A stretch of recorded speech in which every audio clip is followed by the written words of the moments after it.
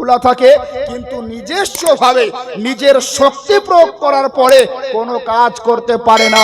আর আহলে হাদিসেরা বলে যে মানুষ মরে গেল মানে তার পক্ষ থেকে আর কিছু করা যাবে না। তার মানে কি? তার মানে হচ্ছে মরা গরু চারা খায় না। ও গাধা, মরা গরু চারা খায় না একটা পাগলাও তো জানে, একটা মরা মানুষও তো জানে যে গরু মরে গেল, যে গাধা মরে গেল, যে ছাগল মরে গেল, ও ছাগলের সামনে দুনিয়ার সব থেকে দামি দেশের যদি গহম এনে দেয়, ওই গহমা খাবে না, ওই ঘাস খাবে না। খাবে? আপনাদের দিকে খায় নাকি? মরে গেলে খায় কোনো গরু ছাগল? কোনো গরু ছাগল খায় না। তো ওই গরু ছাগলের দল, এই গরু ছাগলের দল দিয়ে মানুষের সাথে তুলনা করে।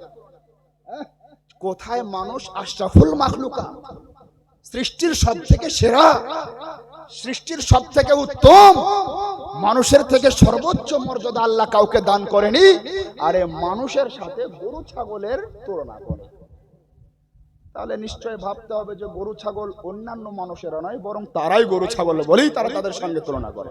একটা কথা মনে করবেন, আচ্ছা বলুন তো বাপ, মানুষ যখন মারা যায় তো মৃত মানুষের জন্য মাগফিরাতের দোয়া করা হয়?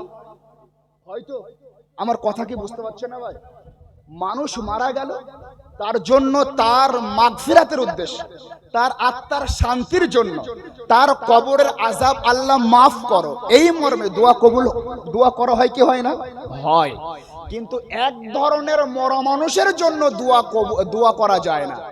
এক ধরনের মরা মানুষের জন্য দোয়া করা হারাম। সেই কোন প্রকারের মানুষ জানেন? যে জানেন? বলুন বলুন, কারো জানা আছে? মানুষ মরে গেলে তার মাগফিরাতের উদ্দেশ্যে দোয়া করা যায়, নবীজির সুন্নাত, সাহাবায়ে কেরামের সুন্নাত, আল্লাহর বিধান, ইসলামী শরীয়তের সুস্পষ্ট দলিল দ্বারা প্রমাণিত। কিন্তু এক ধরনের মানুষ যারা মারা যায় তাদের জন্য দোয়া করা যায় না। সেই ধরনের মানুষ, সেই কোয়ালিটির মানুষ, সেই ক্যাটাগরির মানুষ কোনগুলি আপনারা জানেন? সুবহানাল্লাহ, কি নাম ভাই আপনার? আপনি তো ফোন করছিলেন আমাকে না মাস্টার সাহেব? হ্যাঁ, কাফের বেঈমানদের জন্য মাগফিরাতের দোয়া করা যায় না। কাফের বেঈমানদের জন্য মাগফিরাতের দোয়া করা যায়? মমতা ব্যানার্জি মালদাতে আসবে, আমার মতো হয়তো কোনো বক্তাকে ভুগিয়ে ভাগিয়ে 10,000 টাকা দিবে, স্টেজে গিয়ে একবারে চোখের পানি ফেলে কান্না করবে, আমাকে 1 কোটি টাকা দিলে স্টেজে ওঠাতে পারবে না, আমি বাপের বেটা আছি।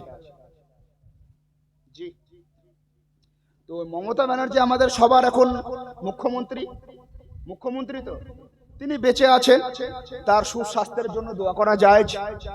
সে আবার আগামী দিনে মুখ্যমন্ত্রী হোক, তার জন্য দোয়া করা যায়। মুখ্যমন্ত্রী হোক, হবে, এই দোয়া আমি করিনি, করব না। কেউ করছে করুক, আলাদা ব্যাপার। আপনাদের মধ্যে কেউ ভক্ত থাকেন, আলাদা ব্যাপার। আপনাদের মধ্যে সেই দল কেউ করেন, আলাদা ব্যাপার। আমি আমার ব্যক্তিগত কথা বলছি। হ্যাঁ, তো তার জন্য এই রকম দোয়া করবে, এটা জায়েজ। কিন্তু সে যদি এখন মারা যায়, বা অন্য কোন মূর্তি পূজারী এখন মারা যায়, মুশরিক মারা যায়, তার জন্য দোয়া করা যাবে যে আল্লাহ আমাদের এমএলএ সাহেব মারা গেছে, তাকে জান্নাতবাসী করো। আল্লাহ আমাদের এমপি সাহেব মারা গিয়েছে, শ্মশানে তাকে পোড়ানো হয়েছে, তাকে জান্নাতবাসী করো, তার জীবনে গুনাহ খাতা মাফ করো। এরকম দোয়া করা যাবে? এরকম দোয়া করা যাবে না। এরকম দোয়া করা যাবে না। তাহলে যে চুরি করে সে চোর, যে চুরি করে সে চোর কিনা? আর যে চুরি করেছে চোর জানার পরে, দেখার পরেও তাকে চোর বলতে দ্বিধা করে, সে লোকটা চোর হবে? বুঝতে পারলেন না কথা? এই লোকটা চুরি করেছে, এর নাম জান মোহাম্মদ। কারো নাম থাকলে রাগ করিয়েন না, কারো নাম থাকলে রাগ করিয়েন না। এই জান মোহাম্মদ চুরি করেছে। হ্যাঁ, এবার আব্দুল খালেক জানে জান মোহাম্মদ মসজিদের পাশে সরদারের বাড়ি থেকে 1 কুইন্টাল গহমা চুরি করেছে, 1 কুইন্টাল ভুট্টি চুরি করেছে। ও দেখেছে, দেখার পরেও ও চোর বলতে দ্বিধা করছে, মানে চোর মানবে না। তাহলে আপনি কি বলবেন ওই লোকটাকে? চোর বলবেন? চোর বলবেন তো? অবশ্যই চোর বলবেন। তো এই পৃথিবীর যত মুশরিক আছে, তো এই মুশরিকদের জন্য দুআয়ে মাগফিরাত করা হারাম। আর এই মুশরিকদেরকে যারা মুশরিক মনে করে না, তারা মুশরিক, তারা মুশরিক। তো অঙ্ক একদম বরাবর, 2 2 4, 5 5 10, তো যারা আজকে বলে যে মানুষ মরে যাওয়ার পরে দোয়া করা চলে না, তো জানতে হবে ওরা মুসলমান নয়, ওরা ঈমানদার নয়, ওরা মুমিন নয়। যদি মুমিন হতো, যদি মুসলমান হতো, ঈমানদার হতো, তাহলে বলতো মরে যাওয়ার পরে দোয়া করা জায়েজ, মাগফিরাতের উদ্দেশ্যে দোয়া করতো। কারণ কাফের বেঈমানদের জন্য দোয়া করে তো কাজও হবে না, কবুলও হবে না। ওরা ভালোভাবেই জানে আমরা নবীর শানে বাজে বাজে কথা বলি, আমরা আউলিয়া কেরামের শানে বাজে বাজে কথা বলি, আমরা শুকর খাওয়াকে জায়েজ মনে করি, শুকরের ভুঁড়িকে আমরা পবিত্র মনে করি, আমরা ওই আপনার কি বলে কুকুরের প্রস্রাব পায়খানাকে পবিত্র মনে করে। ওরা তো বুঝে নিয়েছে আমরা তো এত কিছু মনে করার জন্য আর মুসলমান নাই, আমরা তো মুসলমান নাই। অতএব এই দোয়া করাটা উঠে দিতে হবে। তো তারাই দোয়া করাকে উঠে দেয়, তার জন্য এই হাদিসের এক অংশ বলে আর এক অংশ কি করে ছেড়ে দেয়। সম্মানিত হাজরিন, চলুন আপনাকে সঠিক সমাধান দিই। একজন মানুষ যদি মারা যায়, সেই মানুষটার জন্য জীবিত মানুষ আপনার কোরআন তেলাওয়াত করে সওয়াব বকশিশ করতে পারে। একজন মানুষ যদি মারা যায়, জীবিত মানুষ তার পক্ষ থেকে কিছু দান করতে পারে, তার সওয়াব আল্লাহ তার আমল নামায় পৌঁছে দেন। একজন মানুষ যদি মারা যায়, তার পক্ষ থেকে কেউ নফল নামাজ পড়তে পারে, নফল রোজা রাখতে পারে, নফল হজ করতে পারে, নফল ভাবে দান সাদকা খায়রাত করতে পারে। এর যা সওয়াব হবে, সেই সওয়াব আল্লাহ তার আমল নামাতে দান করে দিবেন। সম্মানিত হাজিরিন, আপনাদেরকে একটা ভালো হাদিস শুনিয়ে দেই। বুখারী শরীফের মধ্যে হাদিস বর্ণিত আছে, মুসলিম শরীফের মধ্যে হাদিস বর্ণিত আছে। হাদিসের বর্ণনাকারী হযরত ইবনে আব্বাস রাদিয়াল্লাহু তাআলা আনহু, হযরত ইবনে আব্বাস রাদিয়াল্লাহু তাআলা আনহু ইরশাদ করেন, আল্লাহর নবী দো জাহানের বাদশা সাল্লাল্লাহু আলাইহি সাল্লামের সাথে আমরা সফর করছিলাম। সফর করতে করতে আল্লাহর নবী সাল্লাল্লাহু আলাইহি সাল্লাম এক জায়গায় হঠাৎ দাঁড়িয়ে গেলেন। দাঁড়িয়ে যাওয়ার পরে বললেন, এই সামনে দুটো কবর দেখছো, এই দুটো কবরের মধ্যে আযাব হচ্ছে। আল্লাহর নবী একজন সাহাবীকে বললেন, তোমাদের মধ্যে কেউ একটা খেজুর গাছের কাঁচা ডাল কেটে আমার হাতে দাও। একজন সাহাবী খেজুর গাছের কাঁচা ডাল কেটে নবীর হস্ত মোবারকে দিলেন। আল্লাহর নবী সাল্লাল্লাহু আলাইহি সাল্লাম সেই খেজুর গাছের কাঁচা ডালটা গ্রহণ করলেন, দুটো অংশ করলেন, দুটো কবরের মধ্যে নিক্ষেপ করলেন। তারপরে আল্লাহর নবী বলছেন, ও আমার সাহাবায়ে কেরাম, এবার তোমরা পরবর্তী বক্তব্যগুলো আমার নুরানি জবানে শোনো। এই যে দুটো ব্যক্তির কবরের মধ্যে আযাব হচ্ছে, তাদের বড় বড় তেমন কোনো পাপ ছিল না, তাদের বড় বড় তেমন কোনো গুনাহ ছিল না, তাদের বড় বড় তেমন কোনো অপরাধ ছিল না।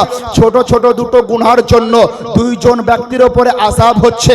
আল্লাহর নবী বলছেন, এই দুটো কবরের মধ্যে একজন মুর্দা মানুষ দুনিয়াতে জীবিত থাকাকালীন প্রস্রাবের ছিটা থেকে বাঁচত না, প্রস্রাবের ছিটা থেকে বাঁচত না, মানে যখন তার প্রস্রাবের প্রয়োজন হতো, প্রস্রাব করার পরে পবিত্রতা অর্জন করত না, পানি ব্যবহার করত না, ঢিল ব্যবহার করত না। এই বাজে অভ্যাসের জন্য তার কবরের মধ্যে আযাব হচ্ছে। আর একজন কবরের মধ্যে আযাব হচ্ছে, সে দুনিয়ার মাটিতে চগলখোর ছিল, তার মানে কারো অনুপস্থিতিতে কারো সম্পর্কে বাজে মন্তব্য করত, গালি দিত, ভালো মন্দ আপনার দুর্ব্যবহার, তার ব্যাপারে বাজে বাজে কথা বলতো, পরনিন্দা করত। এই জন্য তার কবরের মধ্যে আযাব হচ্ছে। ও আমার সাহাবায়ে কেরাম, তোমাদের হৃদয়ের মধ্যে হয়তো প্রশ্ন জেগেছে, আমি নবী, দুটো কবরের মধ্যে আযাব হচ্ছে, তোমাদেরকে বললাম, তোমরা মানলে, দুটো কবরের মধ্যে আযাব হচ্ছে কেন তারও সংবাদ দিলাম, তোমরা শুনলে। কিন্তু আমার সাহাবায়ে কেরাম, আমি যে খেজুর গাছের কাঁচা ডাল দুটো কবরের মধ্যে দিলাম, এর মধ্যে কি রহস্য ভরা আছে, এর মধ্যে কি ভেদ ভরা আছে, এর মধ্যে কি এমন হাকিকাত ভরা আছে, সে সম্পর্কে তোমরা হয়তো এখনো অবগত নও। তোমরা আমার মুখ থেকে জেনে নাও। আল্লাহ রাব্বুল আলামিন পবিত্র কালাম কোরআনে বলেছেন, ইউসাব্বিহু লিল্লাহি মা ফিস সামাওয়াতি ওয়াল আরদ, আকাশ জমিনের মধ্যে যা আছে প্রত্যেকটা জিনিস আল্লাহর তাসবিহ তাহলিল করে। আকাশ আল্লাহর তাসবিহ করে, জমিন আল্লাহর তাসবিহ করে, পাহাড় পর্বত আল্লাহর তাসবিহ করে, গাছপালা আল্লাহর তাসবিহ করে, নদীর মধ্যে যতগুলো পোকামাকড় থাকে আল্লাহর তাসবিহ করে, তরুলতা আল্লাহর তাসবিহ করে। সারা জগতের প্রত্যেকটা জিনিস আল্লাহর প্রশংসা করে, আল্লাহর জিকির করে। তো আল্লাহর নবী সাহাবায়ে কেরামকে বললেন, ও আমার সাহাবায়ে কেরাম, আমি নবী যে খেজুর গাছের ডাল দুটো অংশ করে দুটো কবরের মধ্যে গেড়ে দিলাম, এর পিছনের ভেদ হলো এই খেজুর গাছের কাঁচা পাতাগুলো আল্লাহর তাসবিহ করবে যতক্ষণ পর্যন্ত না শুকিয়ে যাবে। শুকানোর পূর্ব মুহূর্ত পর্যন্ত এই খেজুর গাছের কাঁচা পাতাগুলো আল্লাহর তাসবিহ করবে। আল্লাহর তাসবিহ করার জন্য এই দুটো কবরের আযাবকে আল্লাহ মাফ করে দিবেন। খেজুর গাছের কাঁচা পাতা কি করবে?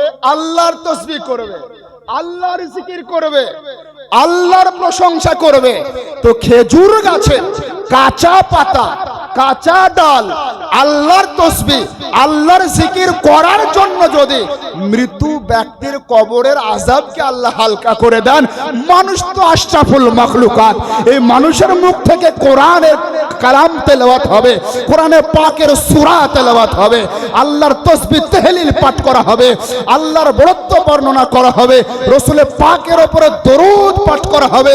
আর এই সওয়াব ওই মৃত্যু ব্যক্তিকে দান করলে আল্লাহ কি কবুল করবেন না? জি হ্যাঁ হ্যাঁ হ্যাঁ, অবশ্যই গ্রহণ করবেন, অবশ্যই কবুল করবেন। সম্মানিত হাজরিন, আমরা হলাম আহলে সুন্নাত ওয়াল জামাত। আমাদের আকীদা ও বিশ্বাস হলো আল্লাহর নবী দো জাহানের বাদশা সাল্লাল্লাহু তাআলা আলাইহি ওয়াসাল্লাম ইলমে গায়েব, ইলমে গায়েব, ইলমে গায়েব জানেন, ইলমে গায়েব জানেন। ইলমে গায়েব বলে কাকে? প্রসঙ্গ ক্রমে চলে আসলো হাদিসটার ভিত্তিতে, পরে বলছি, তার আগে আসুন। আচ্ছা, আমরা আজমির শরীফ যাই কি যাই না? আমরা আজমির শরীফ যাই কি যাই না? আমরা আজমির শরীফ যাই, পাথর চাপড়ি যাই, আলাউল হক পান্ডবী রহমতুল্লাহ আলাইহি মাজার শরীফ যাই, সাদুল্লাহপুরে যাই। আমরা আল্লাহ ওয়ালাদের মাজারে যাই কি যাই না? যাই। তো হাত ঝাড়ুয়া, পা ফাড়ুয়া, দুয়া না করুয়া, হালুয়া না খাওয়া, কুকুর কা গোশত খাওয়া, কাওয়া কা গোশত খাওয়া বলে যে আল্লাহর ওলিদের মাজারে যাওয়ার পরে এরা শিরক করে। বলে কি বলে না? এই বলে কি বলে না? বলে যে এরা পীরের মাজারে যাওয়ার পরে সিজদা করে। তো এই বিষয়টা ক্লিয়ার করা উচিত যে আমরা পীরের মাজারে গিয়ে আদৌ কি সিজদা করি? ইসলামের শরিয়াতে কি সিজদা করা আল্লাহ ছাড়া কাউকে জায়েজ আছে? এই বিষয়টা ক্লিয়ার করা দরকার আছে। তার আগে তাদের খণ্ডন, তারা আমাদেরকে বলে যে এরা পীরের মাজারে যায়, যাওয়ার পরে পীরের মাজারের ওপরে চাদর চড়ায়। এরা পীরের মাজারে যায়, পীরের মাজারে যাওয়ার পরে পীরের মাজারের ওপরে, কবরের ওপরে ফুল দেয়, দিয়ে কি করে? তারা শিরিক করে। তারা কি করে? শিরিক করে। আচ্ছা বলুন তো বাপ, ফুল পাক না নাপাক? একটু জোরে বলতে হবে, জোরে বলতে হবে। ফুল পাক না নাপাক? পাক। পৃথিবীর এমন কোন অন্ধ আর পাগলা মানুষ আছে যে পাগলা মানুষটা ফুলকে পছন্দ করে না? ফুলকে পছন্দ করে না এমন কোন পাগলা মানুষ আছে? এমন কোন পাগলা মানুষ নাই, এমন কোন কানা মানুষ নাই যে ফুলকে অপছন্দ করে, ফুলকে নাপাক মনে করে। তো ফুল হচ্ছে পছন্দের জিনিস, ফুল হচ্ছে পবিত্র জিনিস, ফুল হচ্ছে সম্মানের জিনিস। আর সম্মান প্রদর্শনের জন্যই ফুল ব্যবহার হয়, সম্মান প্রদর্শনের জন্যই ফুল ব্যবহার হয়। আর কখনো নাপাক বস্তু, নাপাক জিনিস, নাপাক জাত পাক জিনিসকে পছন্দ করে না। শয়তানের মানুষের খাবারের সাথে খাবার খাওয়া হালাল। শয়তানের মানুষের খাবারে অংশ নেওয়া হালাল, শয়তানের মানুষের খাবারে অংশ নেওয়া হারাম। অথচ খাবারটা পাক। কিভাবে? আল্লাহর নবী দো জাহানের বাদশা সাল্লাল্লাহু আলাইহি সাল্লাম বলেছেন, তোমরা যখন কোনো কাজ শুরু করবে, সেই কাজটা যদি জায়েজ হয়, সে কাজ শুরু করার পূর্বে আল্লাহর নাম নিয়ে শুরু করবে। যদি আল্লাহর নাম নিয়ে শুরু করো, সে কাজটা সম্পূর্ণ হবে এবং বরকতপূর্ণ হবে। আর তোমরা যদি খাবার খাওয়ার পূর্বে বিসমিল্লাহ না পাঠ করো, আল্লাহর নামে যদি খাবারটা খাওয়া না শুরু করো, আল্লাহর নামে যদি পানি পান করাটা না শুরু করো, তাহলে তোমাদের ওই খাবারে, ওই পানাহারে শয়তান অংশ নিয়ে নেবে। শয়তানের জন্য সেই খাবারটা হালাল হয়ে যাবে। আর যখন তোমরা আল্লাহর নাম নিয়ে খাবার খাবে, আল্লাহর নাম নিয়ে পানি পান করবে, আল্লাহর নাম নিয়ে শরবত পান করবে, তখন শয়তানের জন্য সেই খাবারটা কি হবে? হারাম হয়ে যাবে। শয়তানের জন্য কি হয়ে যাবে? হারাম হয়ে যাবে। খাবার এক, মানুষ এক, খাচ্ছে একজন, যাচ্ছে এক মুখ দিয়ে এক পেটে, অথচ একজনের কাছে এক মুহূর্তের জন্য জায়েজ, আবার তারই কাছে আর এক মুহূর্তের জন্য হারাম। তো এই যে ব্যবধানটা, এই যে পার্থক্যটা কিসের? সম্পর্কের সাথে, সম্পৃক্তের সাথে, সংস্পর্শের সাথে, সুহবাতের সাথে। সম্মানিত হাজরিন, তো ফুল সারা বিশ্বের পবিত্র মানুষের কাছে পাক আর সম্মানের জিনিস, আর অপবিত্র দল তারা, তার জন্য তাদের কাছে ফুল মনে হয় যে অপবিত্র, আর ওদের নজরে তাই মনে হয় যে আমরা কবরে যাওয়ার পরে ফুল দিতে শিরক করছে। কিন্তু শুনুন, আমি যে হাদিসটা আপনাদেরকে শোনালাম, এই হাদিসের উপরে ভিত্তি করে বিশ্বের ওলামায়ে কেরাম, বিশ্বের মুহাক্কিকিনে কেরাম, বিশ্বের মুহাদ্দিসিনে কেরাম ফতোয়া প্রদান করেছেন। এই হাদিসের ভিত্তি করে এসালে সওয়াব করা জায়েজ। তার মানে খেজুর গাছের কাঁচা পাতা যদি আল্লাহর তাসবিহ তাহলিল করার জন্য একজন মৃত্যু ব্যক্তির কবরের আযাব মাফ হয়, তো নিশ্চয় মানুষের তাসবিহ তাহলিল জিকির আজকার এবং আল্লাহর কালাম তেলাওয়াত করার পরে সে সওয়াব ওই মৃত্যু ব্যক্তিকে দান করলে তার কবরের আযাব মাফ হবে তার থেকে বেশি। আর মুহাদ্দিসিনে কেরাম এই হাদিসকে সামনে রেখে আরো মন্তব্য পেশ করেছেন, যারা আল্লাহর ওলি হবে, যারা পীর মাশায়েখ হবে, যারা ফকির দরবেশ হবে, তারা ইন্তেকাল করার পরে তাদের কবরের ওপরে এই খেজুর গাছের কাঁচা পাতা নিক্ষেপ করাকে কেন্দ্র করে পবিত্র ফুল দেওয়াকে জায়েজ শুধু নয় বরং মুস্তাহাব বলেছেন। এই জন্য আমরা আল্লাহর ওলিদের কবরের উপরে ফুল দিই। এটা নাজায়েজ ও হারাম নয়, এটা শিরক ও বিদআত নয়, এটা পূজো নয়। আসলে যে যেমন ক্যাটাগরির মানুষ তার নজরে সেটাকে তেমনই মনে হয়। যে লোকটা চোর, ও রাত্রি 12টার পরে কোনো মানুষ যদি বাড়িতে কাজের জন্য আসে তো ওকে মনে হবে যে এই শালা চুরি করে। জানতে হবে ইলমে গায়েব বলে কাকে, ইলমে গায়েবের ডেফিনিশন কি, ইলমে গায়েবের সংজ্ঞা কি। আল্লাহ রাব্বুল আলামিন সারা পৃথিবীর মধ্যে মানব জাতিকে সর্বশ্রেষ্ঠ শ্রেষ্ঠত্ব দান করেছেন। মানব জাতির পা থেকে মাথা পর্যন্ত এই শরীরের মধ্যে 5টা ইন্দ্রিয় আছে। এই 5টা ইন্দ্রিয় দ্বারা যেটা বোঝা যায় না সেটাকে ইলমে গায়েব বলা হয়। এবার আপনি প্রশ্ন করবেন সে 5টা ইন্দ্রিয় কি কি? শুনুন, সারা বিশ্বের সকল ওলামায়ে কেরাম, সকল মুহাক্কিকিনে কেরাম, সকল মুহাদ্দিসিনে কেরাম, সকল মুফাসসিরিনে কেরাম ঐক্যমত পেশ করেছেন যে মানব দেহের 5টা ইন্দ্রিয় দ্বারা যেটা বোঝা যায় না সেটা হলো ইলমে গায়েব। তার মধ্যে 1 নাম্বার হলো চোখ, 2 নাম্বার হলো নাক, 3 নাম্বার হলো মুখ, 4 নাম্বার হলো কান, 5 নাম্বার হলো ত্বক। তাহলে মানব দেহের মধ্যে এই ত্বক দিয়ে যেটা বোঝা যায় না, নাকের মাধ্যমে যেটা বোঝা যায় না, মুখের মাধ্যমে যেটা বোঝা যায় না, চোখের মাধ্যমে যেটা বোঝা যায় না, কানের মাধ্যমে যেটা বোঝা যায় না, সেটাই হলো ইলমে গায়েব। আচ্ছা বলুন মুসলমান, আপনার এলাকায় 100 বছর পূর্বে কোনো মানুষ মারা গিয়েছে, তার দেহ কোনো কবরস্থানের মধ্যে দাফন করা আছে। সেই কবরস্থানে যাওয়ার পরে ওই মানুষটা কবরের মধ্যে কি অবস্থায় আছে চোখ প্রয়োগ করার পরে বোঝা সম্ভব?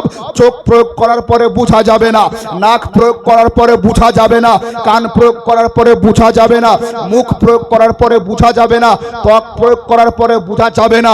আপনার আমার নবী কোন নবী?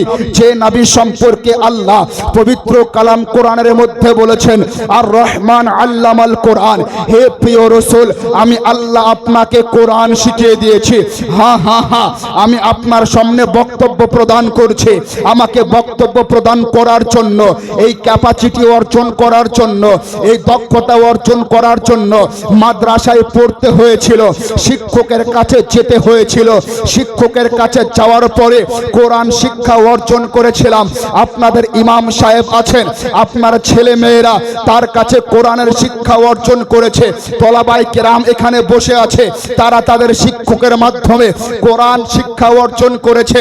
তাহলে বোঝা গেল পৃথিবীর নিজাম, পৃথিবীর উসুল হলো ডাক্তার কোরআন শিখেছে শিক্ষকের মাধ্যমে, মাস্টার কোরআন শিখেছে শিক্ষকের মাধ্যমে, প্রফেসর কোরআন শিখেছে শিক্ষকের মাধ্যমে, ইঞ্জিনিয়ার কোরআন শিখেছে শিক্ষকের মাধ্যমে, মৌলভী কোরআন শিখেছে শিক্ষকের মাধ্যমে, মুহাক্কিক কোরআন শিখেছে শিক্ষকের মাধ্যমে, বক্তা কোরআন শিখেছে শিক্ষকের মাধ্যমে, পীর কোরআন শিখেছে শিক্ষকের মাধ্যমে, কাসি কোরআন শিখেছে শিক্ষকের মাধ্যমে, কারি কোরআন শিখেছে শিক্ষকের মাধ্যমে, হাফেজ কোরআন শিখেছে শিক্ষকের মাধ্যমে।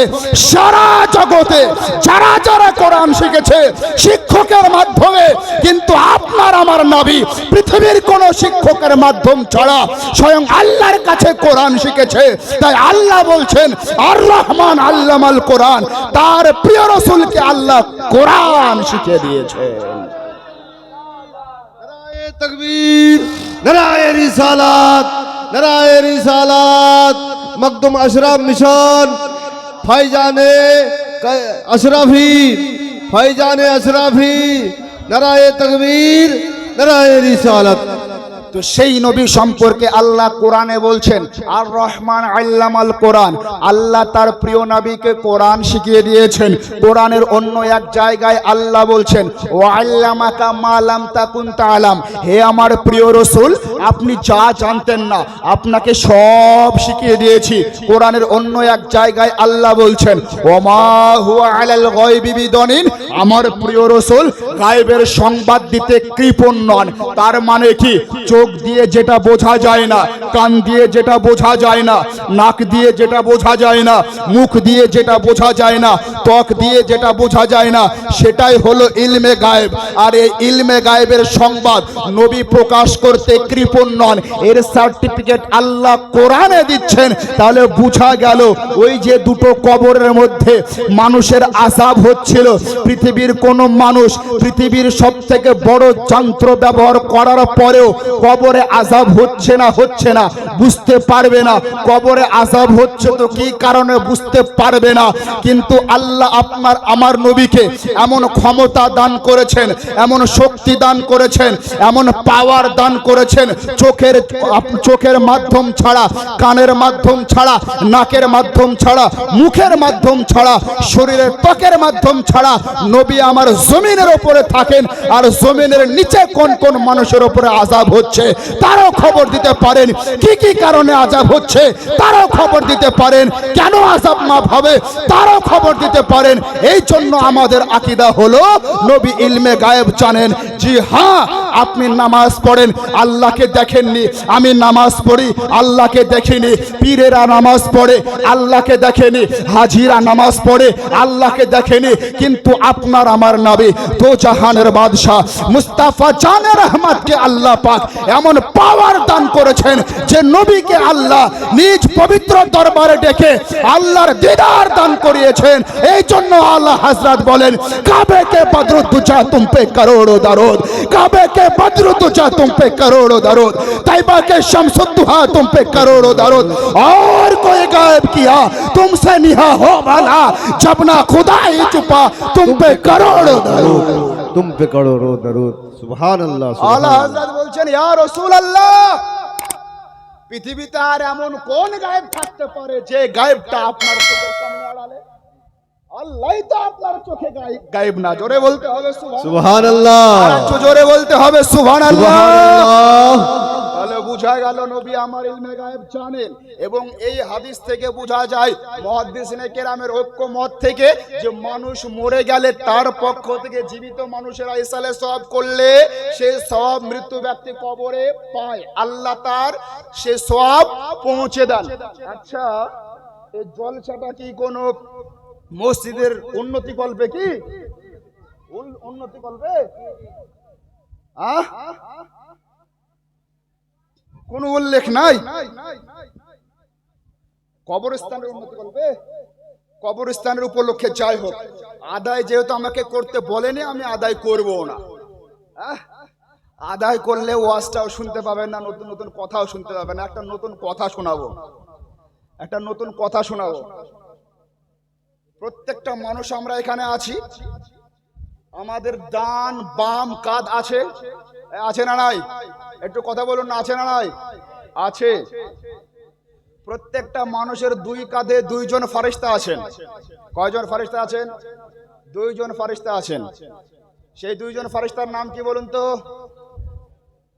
কেরামান কাতিবিন। সুবহানাল্লাহ। আল্লাহ আপনাদেরকে সালামতে রাখুন, আমরা পড়ি আল্লাহুম্মা আমিন। শুধু তাদেরকেই না, আপনাদের সবাইকে হেফাজতে রাখুন, সবাই পড়ি আল্লাহুম্মা আমিন। রাগ করবেন হয়তো, ওনাদের জন্য দোয়া করলো, আমাদের জন্য ওদের দোয়া করলো না। জি, তো প্রত্যেকটা মানুষের দুই কাঁধে, প্রত্যেকটা মানুষের দুই কাঁধে দুইজন ফেরেশতা থাকেন। একজন ফারিস্তার নাম কেরামান, আর একজন ফারিস্তার নাম কাতিবিন। তাফসিরে রুহুল মানির মধ্যে উল্লেখ আছে, মানুষ যখন দুনিয়ার মাটিতে জন্মগ্রহণ করে তখন থেকে মৃত্যুর সময় পর্যন্ত কেরামান কাতিবিন প্রত্যেকটা মানুষের কাছে থাকে। একটা মানুষ গালি দিচ্ছে তাও লিখবে, একটা মানুষ ভালো কাজ করছে তাও লিখবে, একটা মানুষ খারাপ কথা বলছে তাও লিখবে, একটা মানুষ নামাজ পড়ছে না তাও লিখবে। তার মানে জন্ম থেকে নিয়ে মৃত্যুর লগ্ন পর্যন্ত প্রত্যেকটা মুহূর্তের, প্রত্যেকটা সময়ে, প্রত্যেকটা বিবরণ লেখা কেরামান কাতিবিনের কাজ, তাই কি না? তাফসিরে রুহুল মানির মধ্যে আছে। আচ্ছা, যখন ওই মানুষটা মারা যাবে, ওই মানুষটা মারা যাওয়ার পরে কেরামান কাতিবিন কি করবে? কেরামান কাতিবিনের কাজ কি হবে? কেরামান কাতিবিন কোথায় থাকবে? কেরামান কাতিবিনের কাজ তখন কি হবে? কোথায় থাকবেন? তারা কি করবেন? তাদের অবস্থান কি হবে? জানা আছে? জানা আছে কারো? জি, জানা আছে? বলবো না? বলবো না। যদি ভালোবেসে ডাকেন আগামী বছর বলবো না, কি বলছেন? বলবো? খুব ইচ্ছা। একবার এখানে কেউ নবীর আশিক নিজের জজবাতকে মুস্তাফা জান রহমত সাল্লাল্লাহু আলাইহি সাল্লামের প্রেমে উৎসর্গ করে নারায়ে তাকবীর, নারায়ে রিসালাতের ধ্বনি উচ্চারণ করুন তো। কোন একজন ব্যক্তি নাই? জি, মুখ ফুটে না। মালদার মানুষ গো, কালিয়াচকের মানুষ।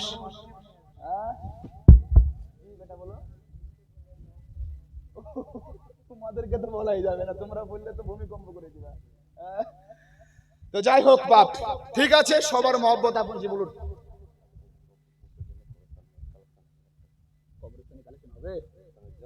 আচ্ছা, কবরস্থানের জন্য কালেকশন হবে বলে দিয়েছে। 11:25 বাজছে, আমার সময় ছিল 11:30 পর্যন্ত নাকি?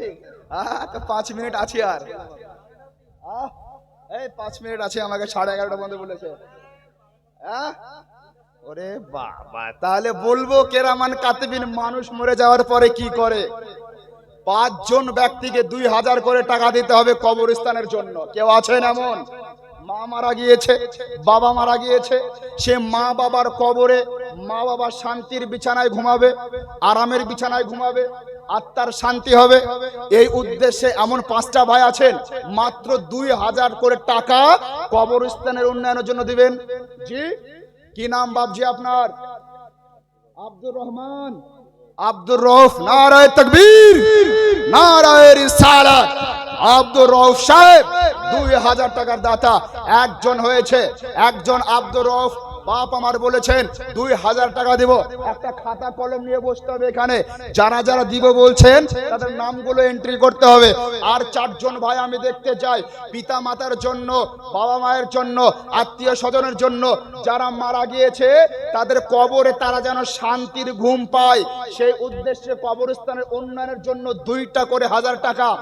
জি, এমন কেউ নাই যে মা বাবা মারা গিয়েছে বা স্ত্রী মারা গিয়েছে বা সন্তান মারা গিয়েছে, আব্দুর রউফ সাহেবের মতো এমন কোন মানুষ নাই যে 2000 টাকা দিবে আল্লাহর রাস্তে কবরস্থানের জন্য? জি, 4 জন, আর মাত্র 4 জন। 2000 করে চেয়েছি, বেশি চাইনি, 5000 চাইনি, 10000 চাইনি। কি নাম ভাই আপনার? মুকসেদুল হক। মুকসেদুল ভাই আমার 2000 টাকা নগদ দান করেছেন। আল্লাহ তার দানকে কবুল করুন। আমরা পড়ি আল্লাহুম্মা আমিন। আল্লাহুম্মা আমিন। আমার 2000 টাকা নগদ।